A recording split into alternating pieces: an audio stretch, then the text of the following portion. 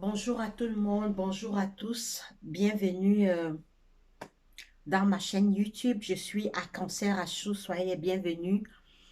Alors, pour ceux qui ont déjà visité, pour, pour ceux qui ont déjà visité ma chaîne, je fais dans beaucoup de choses. Je propose souvent les vêtements, les chaussures, les habits. Vous pouvez aller visiter ma chaîne. Je vends aussi les cheveux pour les femmes. Alors, je suis aussi chrétienne.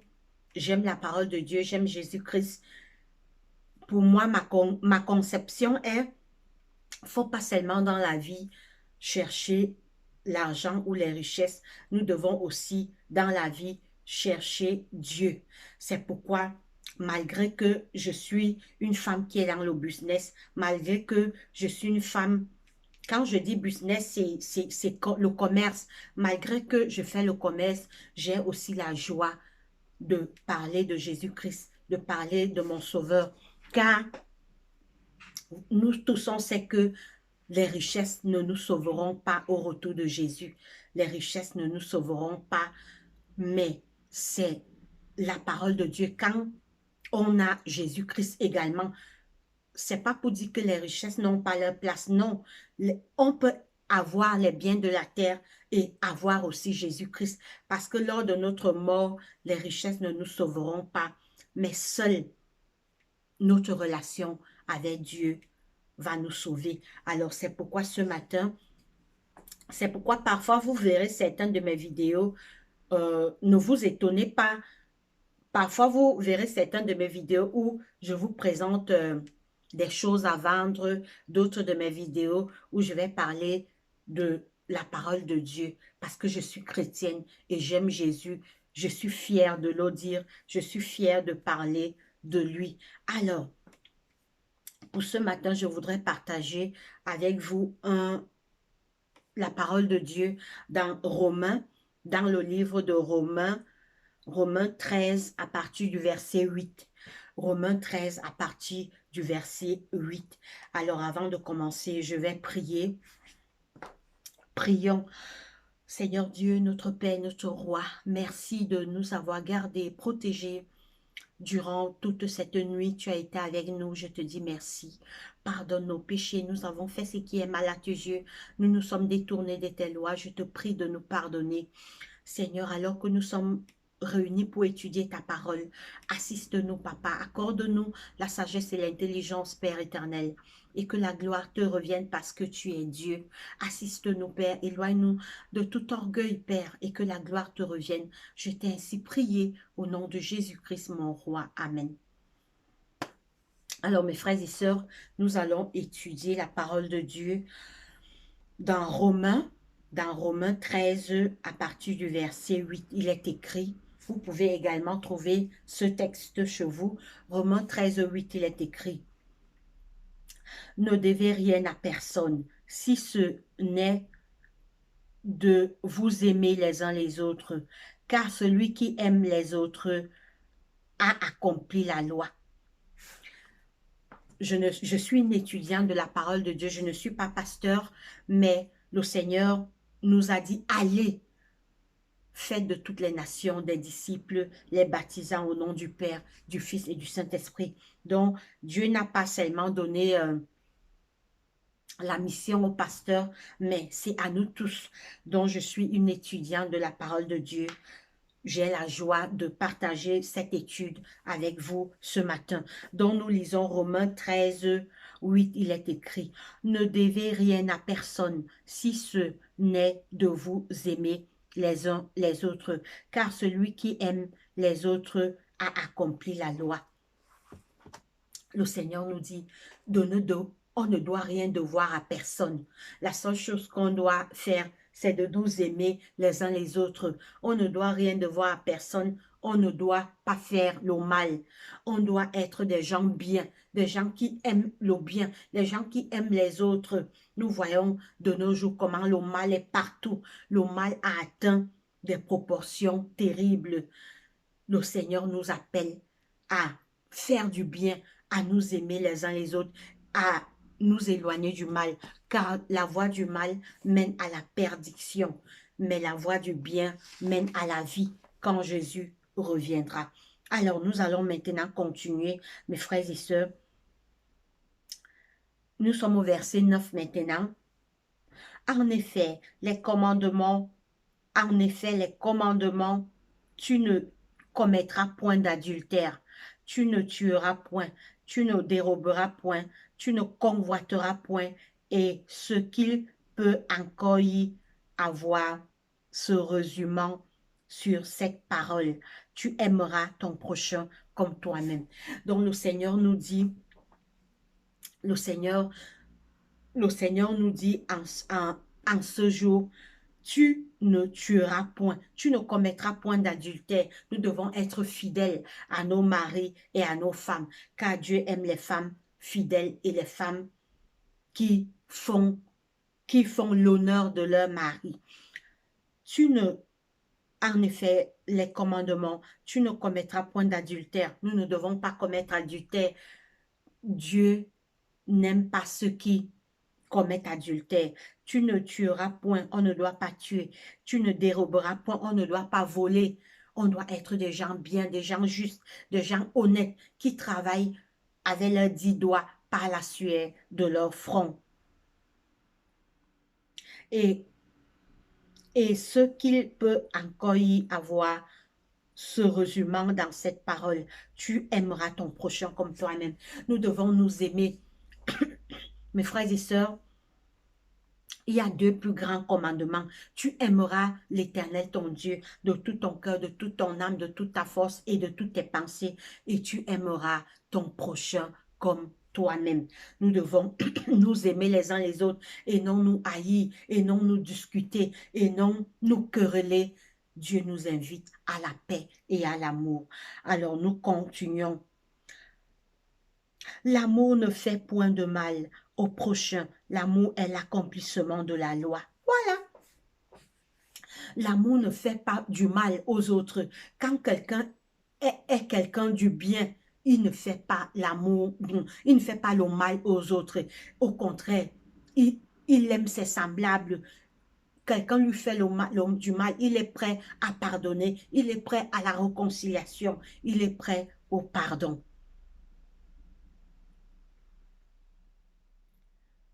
Alors nous allons continuer, mes frères et sœurs. Donc, celui qui est amour, celui qui a l'amour dans son cœur, il accomplit la loi de Dieu. Maintenant, nous sommes au verset 11, nous sommes toujours dans Romains 13, verset 11 maintenant. Cela importe d'autant plus que vous savez en quel temps nous sommes. C'est l'heure de nous réveiller enfin du sommeil, car maintenant, le salut est plus près de nous que lorsque nous avons cru. Mes frères et sœurs, ce texte nous dit, cela importe d'autant plus que vous savez en quel temps nous sommes. C'est l'heure de nous réveiller. Nous sommes en quel temps nous sommes? Nous sommes au temps de la fin. Jésus revient bientôt, car tous les signes de son retour s'accomplissent. Tous les signes de son retour, tous les signes du retour de Jésus sont en train de s'accomplir devant nos yeux. Mes frères et sœurs, la fin de ce monde est proche, parce que avant de retourner au ciel, nous préparer des places. Le Seigneur nous a donné les signes de son retour. Vous pouvez trouver ces signes dans le livre de Matthieu 24. C'est pourquoi le verset 11 nous dit, « Cela importe d'autant plus que vous savez en quel temps nous sommes. C'est l'heure de vous réveiller enfin du sommeil, car maintenant, le salut est plus près de nous que lorsque nous avons cru. » C'est l'heure de nous réveiller, c'est l'heure de laisser le mal et de revenir à Dieu, parce que Jésus revient bientôt. Tous les signes, tout ce que nous voyons maintenant annonce le retour de Jésus. Les pandémies du coronavirus, les guerres, le mal, le monde qui est déjà comme Sodome et Gomorrhe, ça annonce le retour de Jésus. C'est pourquoi il dit, cela importe d'autant plus que vous savez en quel temps nous sommes. Nous sommes en quel temps? Nous sommes au temps de la fin. Jésus revient bientôt. C'est pourquoi on nous dit, c'est l'heure de vous réveiller, enfants du sommeil, car maintenant, le salut est plus près de nous que lorsque nous avons cru. C'est l'heure de nous réveiller, c'est l'heure de laisser le mal, c'est l'heure de faire le bien, c'est l'heure d'accepter Jésus, de laisser tout ce qui ne plaît pas à Dieu dans notre vie, de laisser le mensonge, de laisser le vol, de laisser la haine, la jalousie, etc., etc., de ne pas tuer les gens, d'aimer nos semblables comme Jésus nous a aimés jusqu'à sur la croix de Golgotha. Nous continuons maintenant au verset du 12. C'est maintenant car maintenant le salut est plus près de nous que lorsque nous avons cru. Le salut est plus près, pourquoi? Parce que les signes du retour de Jésus sont en train de s'accomplir devant nos yeux. Mes frères et sœurs, Jésus revient bientôt. C'est l'heure de nous réveiller.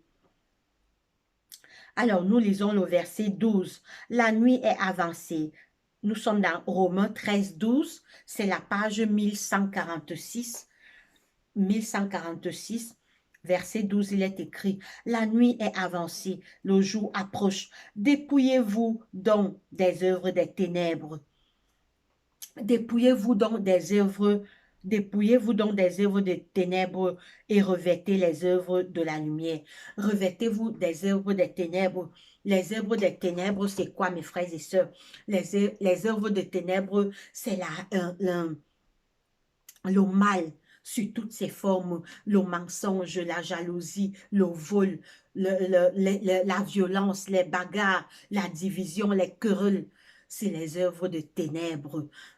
Les détournements des fonds publics, c'est les œuvres des ténèbres. Le Seigneur nous dit donc au verset 12, « Dépouillez-vous donc des œuvres des ténèbres et revêtez les armes de la lumière. » Nous devons nous dépouiller. Donc, pourquoi nous devons nous dépouiller? Parce que Jésus revient bientôt. Jésus revient bientôt. Donc, il est temps de changer de camp. Si on faisait le mal, il est temps de revenir, de faire le bien, de regarder à Jésus, d'aller vers lui pour apprendre, pour étudier et mettre ses lois et ses commandements en pratique, mes frères et sœurs. Donc, c'est l'heure. Parce que tout ce qui se passe maintenant dans le monde, mes frères et sœurs, la Bible avait annoncé ces choses. Et le Seigneur nous a dit, quand vous verrez ces choses commencer à arriver, levez les yeux et sachez que votre délivrance est proche. Donc, nous relisons le verset 12. Et revêtez-vous et revêtons les armes de la lumière. Revêtons les armes de la lumière. Les armes de la lumière, c'est quoi? C'est la paix, l'amour, la joie, l'unité, le pardon. Nous aimer les uns les autres et nous éloigner du mal. Faire le bien autour de nous. Aimer Dieu de tout son cœur. C'est les armes de la lumière. Nous continuons, mes frères et sœurs. Nous sommes maintenant au verset 13. Marchons honnêtement, comme en plein jour, loin des excès de l'ivrognerie. Dieu nous demande de marcher honnêtement. Nous devons être des hommes et des femmes honnêtes. On s'éloigne du mal. Tout ce qu'on fait est droit et pur. Il n'y a aucune malhonnêteté parmi nos actes que nous faisons tous les jours. Marchons honnêtement, comme en plein jour, loin des excès de l'ivrognerie. Loin des excès de l'ivrognerie. Donc, l'ivrognerie, donc on consomme tout et n'importe quoi, on fait tout et n'importe quoi. C'est ce que la parole de Dieu, la Bible nous dit, l'ivrognerie, de la luxure, dans le luxe, dans les choses du monde. On veut seulement qu'on parle de nous. Éloignons-nous de la luxure.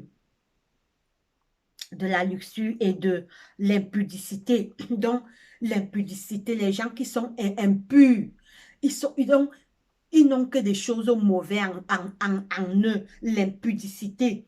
Donc, tout est impur en eux, que ce soit ce qui sort de leur parole, que ce soit ce qu'ils portent sur eux, que ce soit tout leur accoutrement, il n'y a que de l'impureté, des querelles et de la jalousie. Voilà. Éloignons-nous des querelles et de la jalousie. Nous ne devons plus nous quereller dans une famille. Nous devons nous réconcilier. Nous devons chercher la paix, l'amour, la joie, l'unité et le pardon. Nous devons chercher la paix, l'amour, la joie et le pardon dans une famille, mes frères et sœurs. Nous devons être ceux qui aiment la paix. Nous ne devons pas être jaloux des autres. Même si quelqu'un est plus riche que toi, même si toi tu es pauvre, il est riche, ne sois pas jaloux de lui. Cherche, travaille avec tes 10 doigts et Dieu bénira tes efforts. Dieu bénira nos efforts. C'est pourquoi le Seigneur nous dit, mes frères et sœurs, ce matin, nous devons avoir les regards fixés sur Dieu. Nous devons nous éloigner des querelles. Nous devons chercher la paix, car ceux qui seront sauvés au retour de Jésus, c'est ceux qui ont aimé la paix, l'amour, la joie, l'unité et le pardon. Donc, nous devons nous éloigner de la jalousie. Maintenant, nous sommes au verset 14. Mais revêtez-vous du Seigneur Jésus-Christ et n'ayez pas soin de la chair pour satisfaire les convoitises. Mais revêtez-vous de Jésus-Christ. Nous devons avoir Jésus-Christ, mes frères, dans nos cœurs. Nous devons avoir Jésus-Christ. Jésus, c'est notre sauveur. Quand nos premiers parents, Adam et Ève, sont tombés dans le jardin d'Éden, l'homme était condamné. Mais Dieu, par amour pour l'homme, Dieu a tant aimé le monde qu'il a donné son Fils unique, afin que quiconque croit en lui ne périsse point, mais qu'il ait la vie éternelle. Dieu, par amour pour nous, a dépêché son fils Jésus. Jésus est venu, il est mort sur la croix pour nos péchés. Jésus nous a sauvés. Jésus a donné sa vie pour nous. Nous devons aimer Jésus. Et Jésus est mort sur la croix. Il nous a sauvés, il est ressuscité, mais ce n'est pas la fin du film, ce n'est pas la fin de l'histoire. Il est parti au ciel. Dans Jean 14, le verset 1 à 3, avant de partir, il nous a laissé une promesse. Il nous a dit, que votre cœur ne se trouble point. Croyez en Dieu et croyez en moi. Il y a plusieurs demeures dans la maison de mon Père. Si cela n'était pas, je vous l'aurais dit. Je vais vous préparer des places. Et lorsque je m'en serai allé et que je vous aurai préparé une place, je reviendrai et je vous prendrai avec moi, afin que là où je suis, vous y soyez aussi. Vous savez où je vais et vous en savez le chemin. Donc, mes frères et sœurs, ayons Jésus dans notre cœur. Jésus est parti au ciel. Il revient bientôt nous chercher. Il reviendra bientôt. Et tout ce qui se passe dans le monde maintenant, c'est les signes annonciateurs de son retour. Oui, nous voyons ce qu'il avait dit, que quand vous verrez ces choses commencer à arriver, levez les yeux car je reviens bientôt. Alors nous terminons cette étude avec le verset 14. Mais revêtez-vous du Seigneur Jésus-Christ et n'ayez pas selon la chair pour en satisfaire les convoitises. Nous ne devons pas vivre selon la chair, mais selon l'esprit. Parce que ce qui sort de la chair, il n'y a rien de bon en nous. Ce qui sort de la chair n'est pas bon. Ce qui sort de la chair n'est pas bon. Ce qui vient de la chair est péché, parce que de nous-mêmes, rien de bon ne peut sortir en nous sans l'aide de Dieu. Mais ce qui vient de l'esprit est bon, parce que l'homme naturellement sans Dieu est péché. Mais si on appelle Jésus dans notre cœur, on va produire des bonnes œuvres, on va produire la paix autour de nous, l'amour, la joie, l'unité, le pardon et l'harmonie. Ayons les regards fixés sur le Seigneur Jésus-Christ, mes frères et sœurs. Comme je disais tantôt, il est temps de nous repentir. Il est temps de chercher Dieu. Il est temps. Ne cherchons pas seulement les richesses de la terre, car lors de notre mort, les richesses restent. Mais si on a marché avec Dieu pendant cette vie, dans cette terre, nos noms seront écrits dans le livre de vie. Parce qu'au ciel, en ce moment, le jugement est en train de se passer. Jésus est dans le lieu très saint. Et dès qu'il va sortir de là, c'est pour venir chercher ceux qui l'ont aimé, ceux qui l'ont attendu, ceux qui se sont éloignés du mal sur la terre et ceux qui ont fait le bien. Mes frères et sœurs, nous sommes arrivés au thème de notre petite étude en cette soirée. Que Dieu nous bénisse et qu'il nous aide à le chercher pendant qu'il est temps et à revenir à lui. Je vais terminer par une courte prière. Prions. Seigneur Dieu, notre Père, notre Roi, Dieu de grâce, Dieu d'amour, merci de nous avoir gardés, protégés durant cette nuit. Merci pour cette journée, Seigneur. Nous venons d'étudier ta parole. Tu nous as dit de nous aimer les uns les autres. Seigneur, de nous-mêmes, nous ne pouvons pas. Aide-nous à nous aimer les uns les autres. Aide-nous à revenir vers toi. Aide-nous à faire ta volonté, car tu reviens bientôt, Papa. Je te présente les malades dans les hôpitaux, les prisonniers, les aveugles, les lépreux, les enfants de la rue, toutes les familles endeuillées, Père, ne les oublie pas. Viens dans nos cœurs, active nos cœurs vers toi, éloigne nos cœurs du mal. Reste avec nous, Père éternel. Je t'ai ainsi prié au nom puissant de Jésus-Christ, mon roi. Amen. Alors, mes frères et sœurs, c'est cette petite étude que je voulais partager avec vous. Que Dieu nous bénisse. Visitez ma chaîne et abonnez-vous pour ne pas manquer mes prochaines vidéos. Que le Seigneur nous bénisse. Bonne journée. Bye bye.